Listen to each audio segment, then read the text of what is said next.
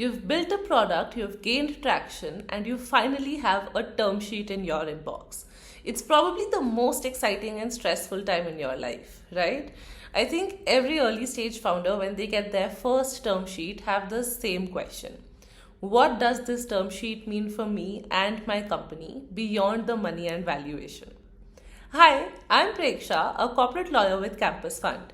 We invest in startups started by students and recent graduates. And today, we will be breaking down term sheets at a pre-seed and seed stage in India. What they are, why they exist, and what you'll typically find in them. So, what exactly is a term sheet? A term sheet is basically an outline of the agreement between you and your investor. It's morally binding but legally non-binding. It's almost like a mini version of your investor agreement, and it sets out the key commercial terms. How much money, at what valuation, what are the investor rights, and what are the obligations of you as a founder. Think of it like a first formal handshake but with more details. Almost like an engagement, not the wedding. Why does a term sheet exist? Now imagine a case where an investor has committed 1 crore to you in exchange of 10% of your company, right? In order for them to make that transaction, they need to do their own due diligence on your company. But how would you or the investor know that by the time the due diligence is over, you both will stick to the word, right? This is where a term sheet comes in. It's almost like a middle step, and it does 3 things. It's more formal than a chat or an informal conversation. It's much more safer for sharing information for this due diligence, and it keeps expectations clear, both of the investor and of the founder. In India, especially at a pre-seed and seed stage, term sheets exist for 3 key things. First is help finalize and close the commercial terms.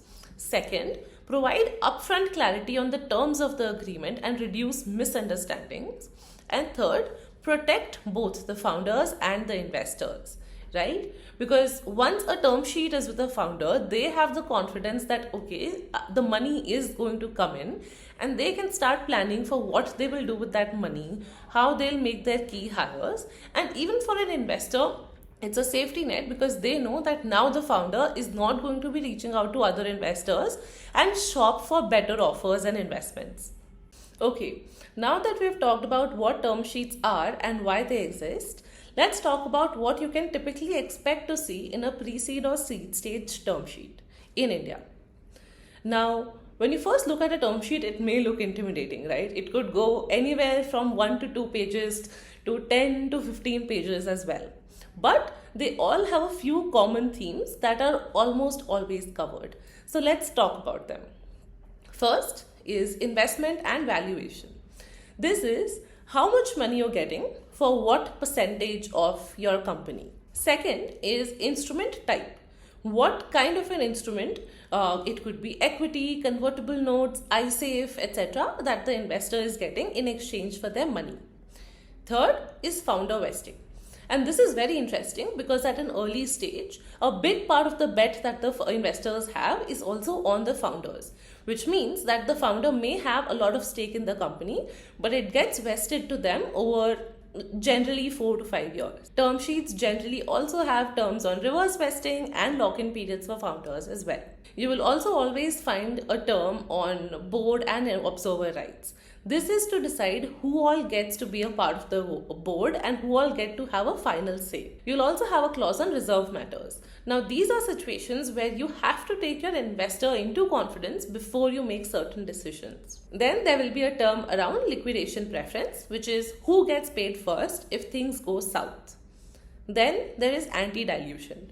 This protects the investors if future rounds of investments are at lower valuations than your current valuation. Then there is also usually a term around ESOP pool. So investors always recommend that you carve out an ESOP pool, generally 10%, that you can then allocate to your employees in the company. What this does is that it helps you preserve cash, especially at early stages where you have a limited amount of cash, and you can also attract and retain good talent at a relatively cheaper price for a significantly longer time. Then There is usually also a term around information rights. This is so that the investor can get regular updates about your company and how the progress is at regular intervals. Then there are exit rights. These are rules for when the company raises the next rounds or when the shares get sold. Then there is confidentiality and exclusivity. So this is so that you don't shop around with the term sheet and go to other investors and ask for more valuation or more money.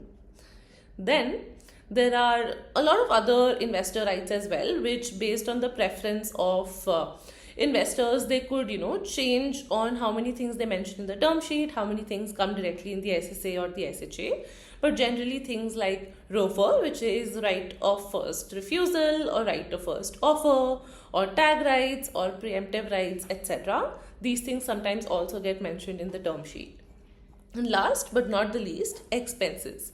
So the entire process of making the agreements, doing the due diligence is going to cost some money. So there's also clarity on who is going to be paying for that entire process for that investment mentioned in the term sheet, right?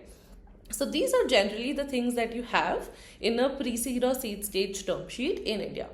It's very interesting to note that term sheets and the key terms in them vary quite a bit depending on the round that you're at, right? So in early stage investments at seed, pre-seed, series a lot of the terms are a little restrictive on the founders, because a big part of the bet, in addition to it being on the company, is also on the founders. So you'll find clauses like vesting, reverse vesting, lock-in period, etc. for the founders. If you compare it with a term sheet that you generally see at a series B, C, D level, those are far more on what the business is like and to have control on that business, because by then the business model has proven to be working, the unit economics makes sense, and then it's about executing in the most efficient manner. So this is when investors negotiate for some different terms compared to what they do at an early stage. But all in all, a term sheet and the terms mentioned there show that an investment is not just about the money that you're getting and the valuation you're getting it at. It's for a lot more things beyond that, right? A term sheet specifically, it defines your relationship with your investor, it clarifies your rights and responsibilities, and it also shapes the future fundraising rounds that you would do. So yes, while a term sheet from your investors does give you clarity on what money you're getting and at what valuation, it also highlights a lot of roles and responsibilities that you are going to be playing in the growth and evolution of your company. And a term sheet really solidifies your idea and your startup into a foundation for a large company in the future. So yeah, that's your crash course on term sheets. We will also be breaking down all the different terms you see in an early stage term sheet in detail in the coming videos. So stay tuned and do subscribe. If you want me to break down and explain any of these subtopics in a term sheet much more in detail, do drop a comment and let me know, and I would be happy to make a video on that as well. See you later. Bye bye.